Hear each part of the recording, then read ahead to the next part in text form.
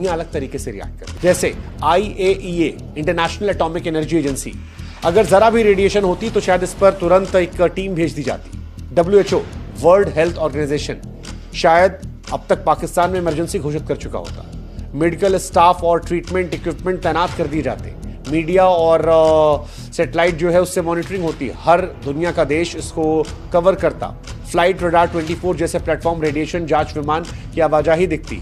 In fact India भी तैयार होता। सीमा पर जो लोग रहते हैं उनको वहां से शिफ्ट कर लिया था। लोगों को घर के अंदर रहने की सलाह दी जाती, पानी की स्टोरेज चेतावनी दी जाती, मास्क लगाया था।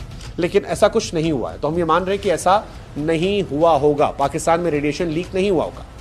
अब आपके मन में सवाल आ सकता है कि भाई साहब अगर रेडिएशन लीक नहीं हुआ तो जो अमेरिका का विमान वहां घूम रहा था नेक्स्ट डे सीज फायर के बाद वो क्यों हुआ? यार अमेरिका का हिसाब किताब अलग है। अमेरिका काफी लंबे समय से पाकिस्तान के परमाणु हथियारों सैन्य अड्डों पर नजर रखता है और बहुत सारे एक्सपर्ट्स ये मानते हैं कि पाकिस्तान जो है वो शरारत करता रहता है। अमेरिका को भी इस बात का डर है कि अगर उसके परमाणु हथियार इधर उधर गए तो कहीं आतंकी संगठनों के हाथ में ना जाएं जो पाकिस्तान से अमेरिका को नुकसान ना बन जाए। शायद हो सकता है सावधानी की वजह से ऐसा हो, लेकिन रेडिएशन लीक की वजह से हुआ है ऐसा नहीं है। तो पाकिस्तान छिपा रहा है, इसके कोई सबूत नहीं है। पाकिस्तान ने परमाणु ठिकानों पर हमले की बात खारिज की है। अगर लीक होता तो शायद इंडिया या अंतर्राष्ट्रीय संगठन इसे पकड़ लेते। अब सवाल है क्या लोग बीमार पड़ रहे हैं जैसा सोशल मीडिया पर दावा किया जा रहा है? यार कई सारी पोस्ट है जिसमें उल्टी सिरदर्द की बात कही गई है, लेकिन क्या ये रेडिएशन की वजह से है? इसका कोई सबूत नहीं है। भारत को डरने की जरूरत है? नहीं, अब तक कोई ऐसे सबूत नहीं है पाकिस्तान में रेडिएशन हुआ है। पहला डर पाकिस्तान के अंदर होगा। अगर वहां से कोई खबरें ऐसी नहीं आ रही ऑफिशियल तो फिर इंडिया को डरने की जरूरत भी नहीं है।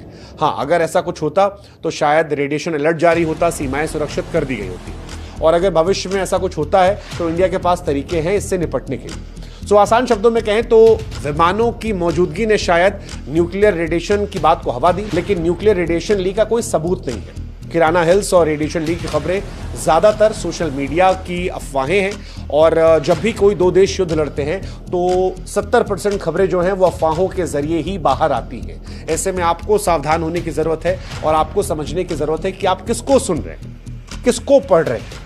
ये बहुत इंपॉर्टेंट है। अगर आप किसी को भी सुन रहे हैं, किसी को भी पढ़ रहे हैं, तो फिर ऐसी खबरें मार्केट में बहुत ज्यादा फैलेंगी। इसीलिए हम कहते हैं कि आप हमारे साथ जुड़िए, हमको फॉलो कीजिए। हमारे व्हाट्सएप पर रहेंगे, आपको खबरें मिलेंगी और ऑथेंटिक चीजें हम आपको देंगे। फिलहाल भारत और पाकिस्तान के बीच तनाव में इस खबर ने बहुत हवा दी, बहुत चर्चाएं हुई, लेकिन अब आप लोगों से बता सकते हैं कि यह खबर फर्जी है, क्योंकि इंडिया, पाकिस्तान या फिर अंतर्राष्ट्रीय किसी भी संगठन ने अब तक रेडिएशन लीक की पुष्टि नहीं की है।